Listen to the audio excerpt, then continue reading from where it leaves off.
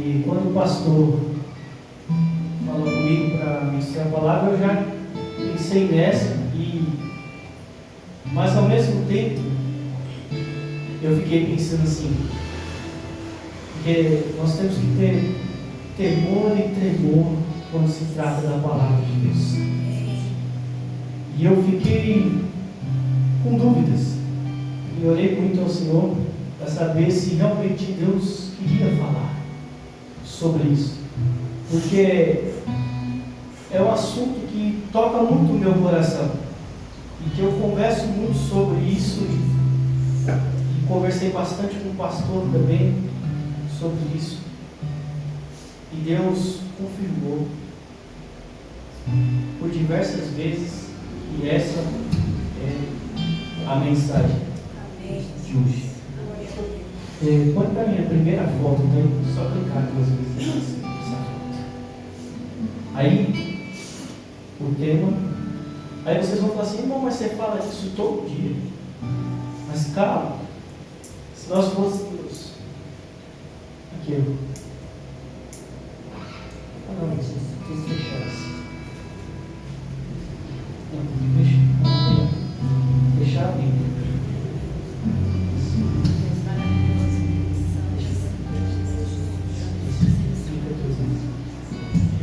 Glória a Deus.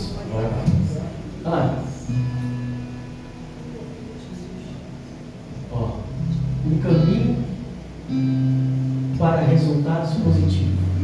Alinhamento de propósito. Glória a Deus. Aí os irmãos falam: irmão, você fala disso todo dia, eu estou cansado. Irmãos, nós temos conteúdo nesse assunto para nós falar aqui, eu não diria horas, nem diria dias. Eu diria que tem conteúdo para nós ficar aqui meses ou anos. Dá para fazer uma universidade sobre propósito, sobre alinhamento de propósito. E a minha oração de domingo para cá foi: Senhor, me ajuda a resumir, porque nós temos tempo e tudo tem que ser com ordem e decência. Amém? Amém. Glória a Deus. Então esse é o tema. Olha lá, que bonitinho eu fiz. Aí representa as pessoas, tá vendo? Juntos, tentando montar um quebra-cabeça, tá vendo? Se tivesse umas peças daquele tamanho ali, alguém ia conseguir montar sozinho? Então já é uma dica para a gente aí. Mas vamos para a mensagem então. Nós já vamos ler a Bíblia. Segure. Vamos para a mensagem. Primeiro, o que é propósito? O dicionário Aurélio diz o seguinte: que propósito é algo que se pretende conseguir ou tem a intenção de conseguir, de alcançar. Isso é propósito segundo o dicionário. Só que não é sobre esse tipo de propósito que nós vamos falar.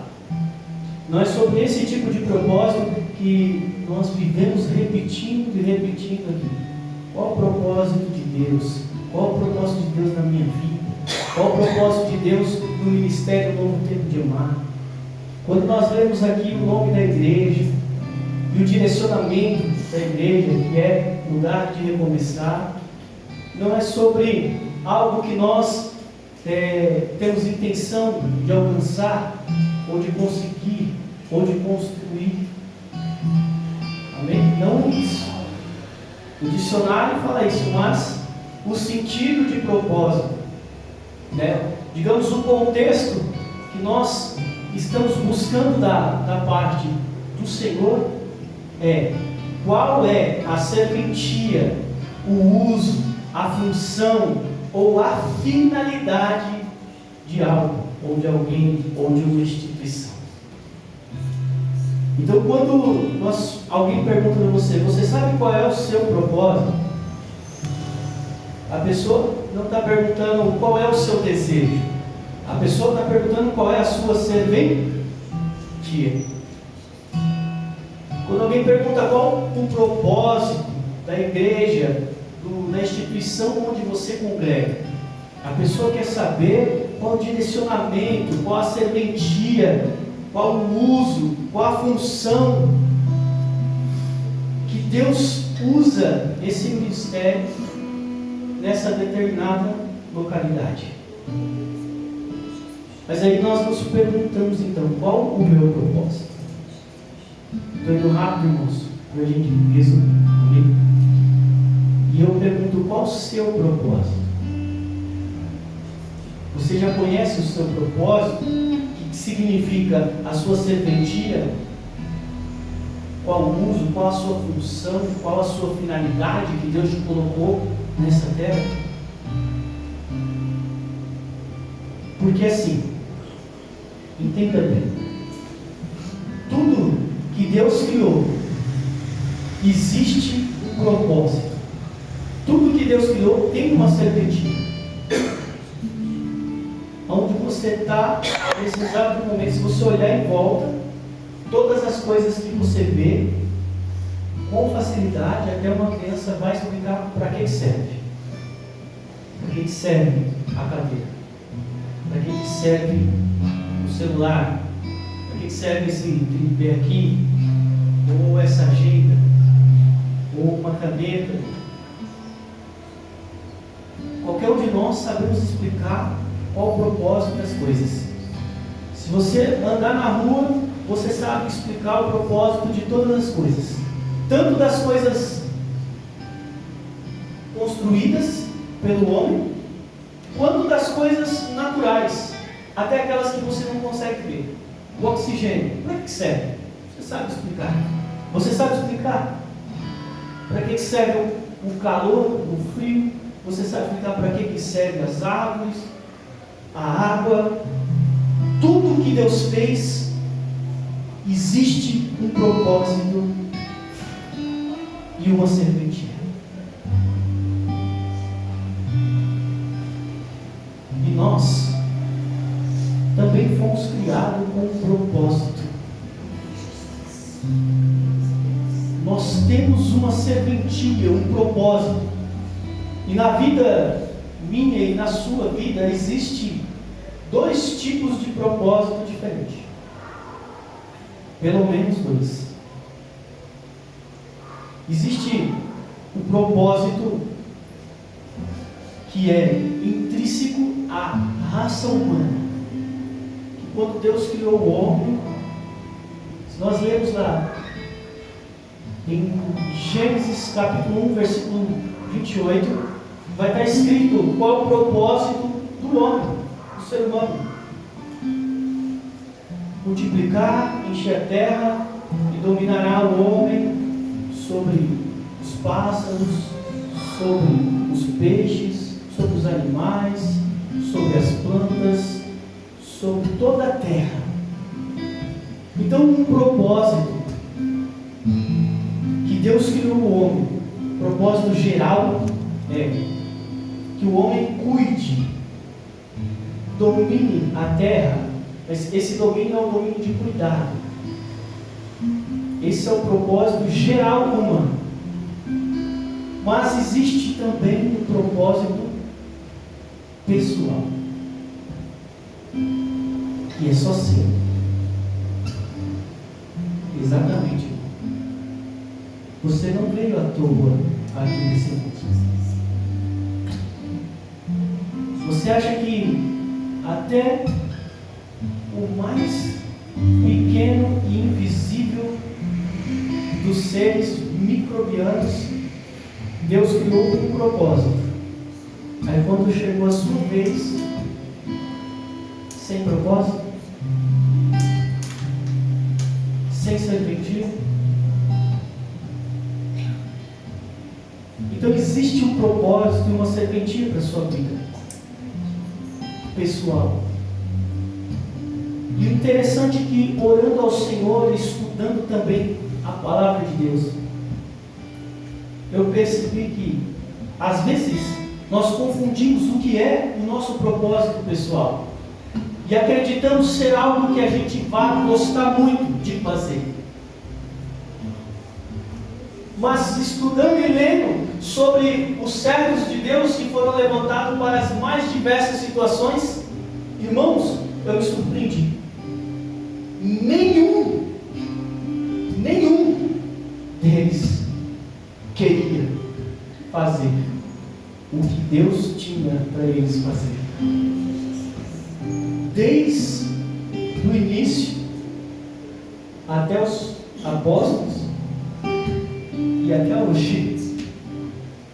Então não está ligado a algo que você goste muito de fazer, mas é sobre as habilidades que Deus te dá. Não é sobre o que você gosta, mas é sobre o que você sabe. E sabe outra coisa que eu observei também? Uma das ofensas mais terrível que alguém pode receber é: você não serve para nada. Ninguém gosta de ouvir isso. Tem muitas ofensas que as pessoas até suportam, mas se alguém pegar e falar: você não serve para nada, meu Deus, a pessoa não esquece. Se você fala isso para uma criança, em nome de Jesus, irmão, nunca fale isso para uma criança. Ela vai carregar isso pro resto da vida. Se você falar para uma pessoa que ela não serve para nada. Só que nós vivemos hoje num tempo onde que as pessoas têm achado ruim servir ao próximo.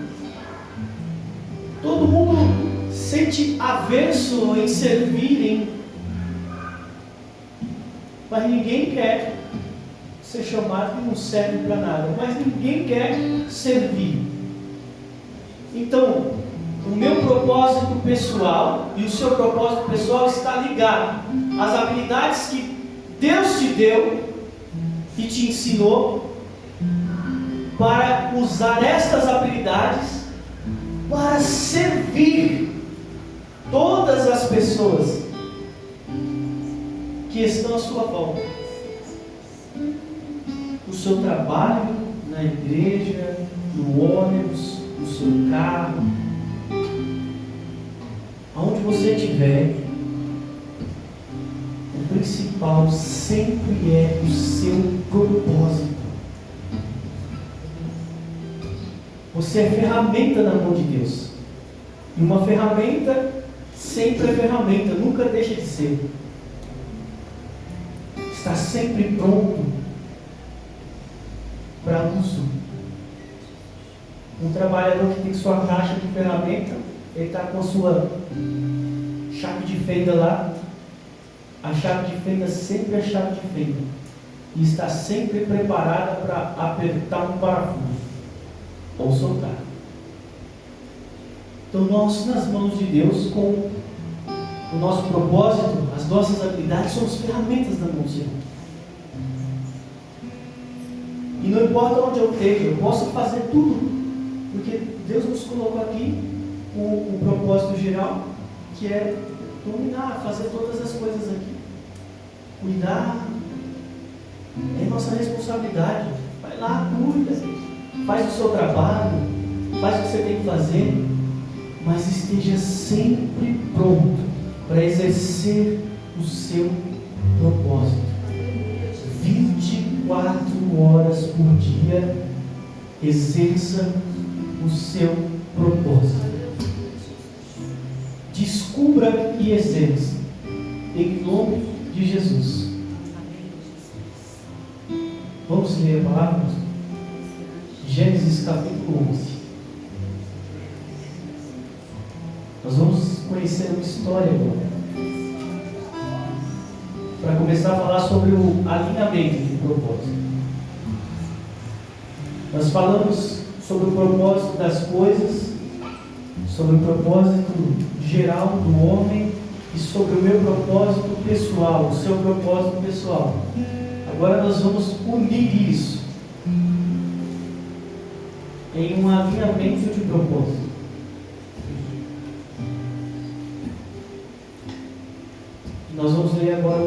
exemplo, que apesar de ser um exemplo ruim, o resultado deles foi extraordinário. Não, tem que abrir também, né, irmão? Gênesis capítulo 11, a partir do versículo 1.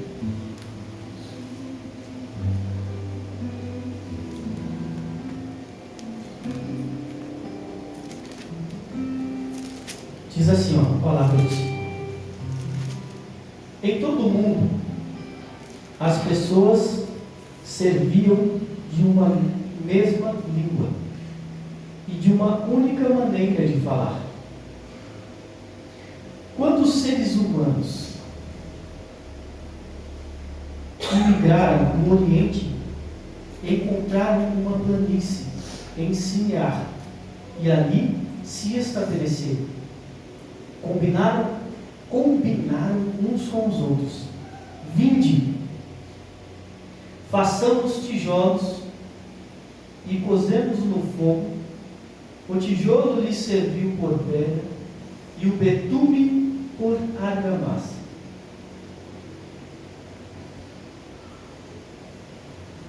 E decidiram mais: vinde, construamos uma cidade e uma torre cujo ápice penetre nos céus.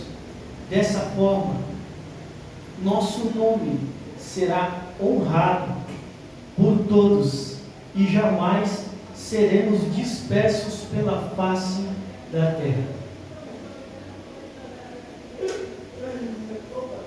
O Senhor desceu para observar a cidade e a torre que os homens estavam erguendo.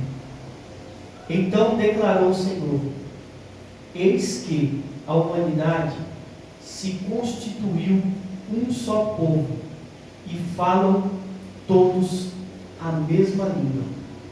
E essa construção é apenas o início de suas iniciativas. Em breve, nada impedirá-los de realizar o que quiserem. Até aí. Eu quero ler de novo aqui o versículo 6. Olha, então declarou o Senhor: eis que a humanidade se constituiu um só povo e falam uma mesma língua. E essa construção é apenas o início de suas iniciativas. Em breve, nada poderá impedir-nos de realizarem o que quiserem. Aleluia, Deus. Esse é o maior exemplo de alinhamento de propósito que tem na Bíblia. O próprio Deus, apesar de essas pessoas, Nimrod, como líder ali, ele conseguiu convencer todo mundo a estarem focados em uma mesma coisa, em um mesmo pensamento. Todos estavam falando a mesma coisa, todos estavam desejando o mesmo alvo, o mesmo objetivo. Todo mundo, da criança ao vovozinho, todos queriam a mesma coisa. Todos faziam a mesma coisa? Não. Cada um fazia uma coisa diferente, mas todos queriam o mesmo resultado. Isso é alinhamento de propósito. E eles fizeram isso de uma maneira tão maravilhosa que o próprio Deus veio olhar e falou: nossa. Só que eles estavam em alinhamento de propósito entre os homens, certo? Faltava um integrante. Senhor. Faltava o Senhor nessa equipe. Faltava Deus nesse alinhamento. Então, por mais que eles conseguiram um alinhamento perfeito dentre os homens ali, faltava, digamos, o alvará da construção, que é liberado pelo Senhor. Só que Ele nos deixou um exemplo. Nimrod conseguiu o que muitos de nós tentamos às vezes conseguir, e com muita oração nos esforçamos, e às vezes não conseguimos. Deus desceu ali e confundiu as línguas para que eles não se entendessem mais. E quando eles pararam de se entender, toda aquela construção, toda aquela obra, todo aquele objetivo foi destruído. Nós só sabemos dessa história porque Deus fez o servo dele escrever para que nós conhecêssemos. E nós encontramos dois exemplos nessa história, um exemplo bom e um ruim. O exemplo bom é, quando eu quiser fazer algo, eu não consigo fazer sozinho. Então eu preciso convencer 2 ou 3. E quando eu convencer esses 2 ou 3, aí nós precisamos ali orar ao Senhor e falar: Senhor, nós temos um propósito.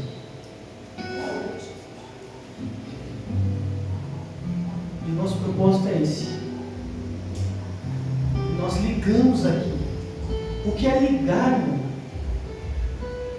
A Bíblia é tão maravilhosa e clara quando fala que nós precisamos estar em concordância, em alinhamento de propósito. Cada um com a sua tarefa, cada um com o seu talento, cada um com a sua habilidade, mas todos correndo para a mesma direção, desejando o mesmo alvo, o mesmo objetivo. E aí nós ligamos na terra. E a Bíblia diz que é ligado no. Aí nós alcançamos os 2 pontos.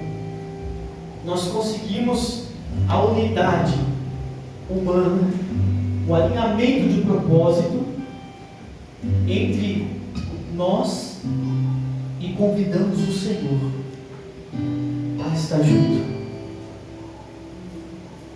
Nós como igreja, se nós estivermos alinhados como ministério e com o Senhor,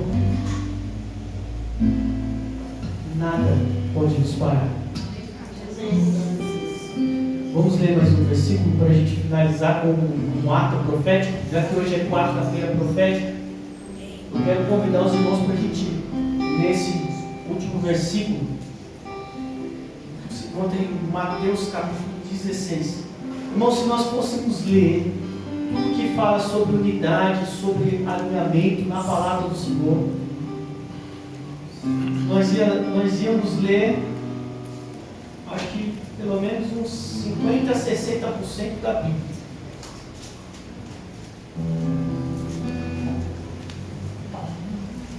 Mateus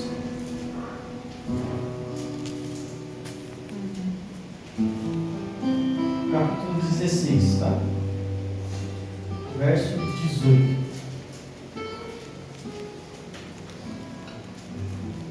Aqui.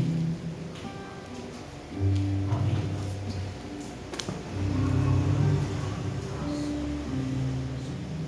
Deixa eu ler aqui para não ficar de novo. Ó, vamos ler juntos. E também eu te digo, tu és Pedro, e sobre esta pedra edificarei a minha igreja, e as portas do inferno não prevalecerão contra a igreja.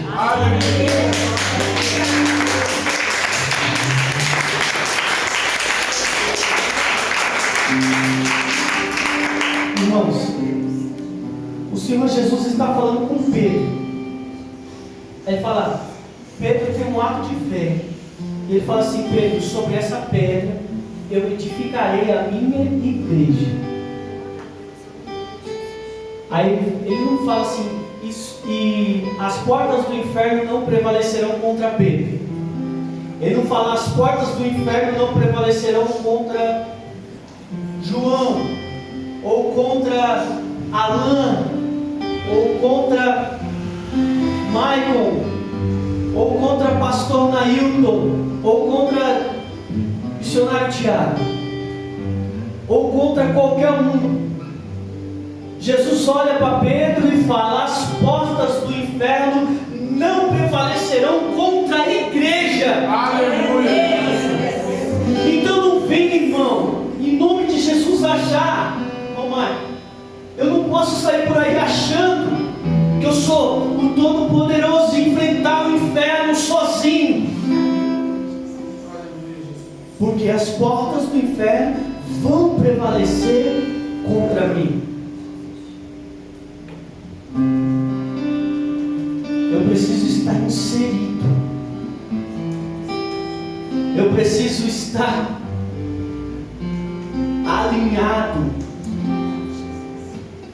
com um povo, com um propósito, com um chamado, com um direcionamento. Se eu não estiver inserido, se eu não estiver alinhado, eu não vou prevalecer contra o inferno.